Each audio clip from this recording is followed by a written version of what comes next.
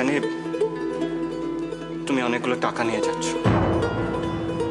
তুমি যাতে নিরাপদে যাও সেই জন্যই আমি যেতে চেয়েছিলাম, নাথিং এলস। রুদ্র কি করে জানলো আমি টাকা নিয়ে যাচ্ছি? কি ভাবছো তুই? চলো আমি তোমাকে পৌঁছে দিচ্ছি। থাক, যেতে হবে না। প্লিজ প্লিজ আমাকে আমার মতো ছেড়ে দাও। আমার তোমাদের কারোর হেল্পের দরকার নেই।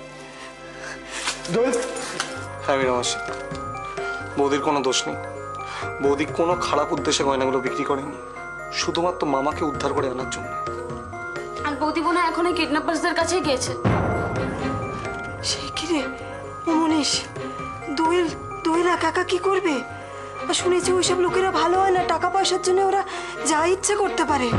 আমাদের উচিত ছিল এখন বৌদির পাশে দাঁড়াবার, কিন্তু আমরা তো সবাই মিলে বৌদিকে ভুল বুঝেছি।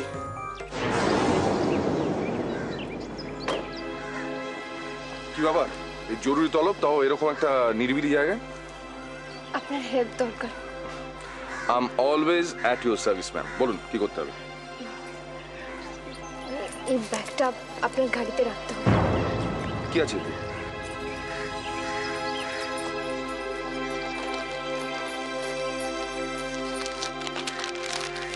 কি এটা? টাকা কত? 1 লাখ। এই এত টাকা নিয়ে আপনি যাচ্ছেন কোথায়?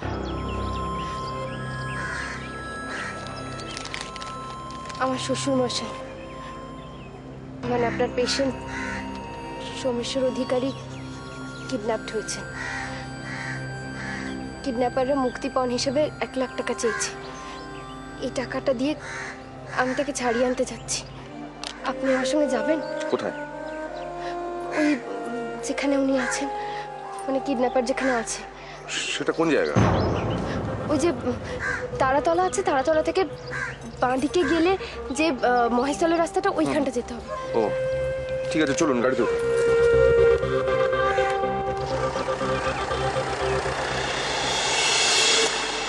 ডক্টর সৎপতিকে টাকা দেওয়ার জন্যই এত বাহানা। আর আমি ভেবেছিলাম দোয়েল বোধহয় সত্যি সত্যি কোনো বিপদে পড়েছে। আমি খুব খুশি হয়ে ভাত খাওয়া। আমাকে ভাত দাও বৌমা।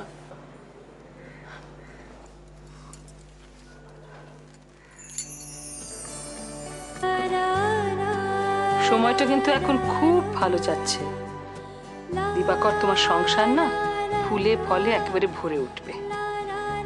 আশীর্বাদ করুন রমাদি, তাই যেন হয়। আমাকেও আশীর্বাদ করুন পিসিমা, যেন আমি আমার জীবনের অগ্নি পরীক্ষায় সফল হতে পারি। নিশ্চয়ই সফল হবে।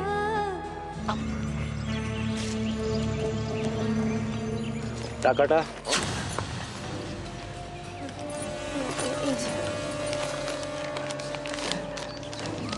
দান। পুলিশ এনেছে সঙ্গে? না না না, উনি আমার বন্ধু, পুলিশ না। আমি পেশা একজন ডাক্তার, সাইকিয়াট্রিস্ট। এই আমার কার্ড।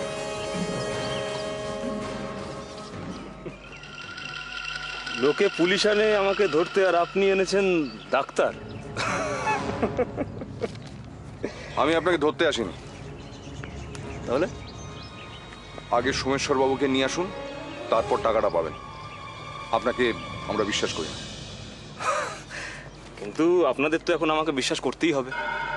হ্যাঁ, আর জেনে রাখুন, এটা আমার ব্যবসা, বিজনেস।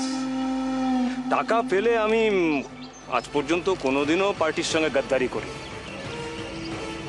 আচ্ছা, আপনি ওয়েট করুন, আমি সোমেশ্বর বাবুকে এক্ষুনি নিয়ে আসছি, তারপরেই পেমেন্ট। দিদি খুব ভালোভাবে সংসার করবে দেখো, কারণ দিদির মতন মেয়ে যে সংসারেই যাক না কেন সেই সংসারেই আলো করে থাকবে। সত্যি আমাদের অপুর মতো মেয়ে আজকালকার দিনে তো বড় একটা দেখা যায় না। এই নিন আপনার সম্পত্তি, এবার আমার টাকাটা দিন।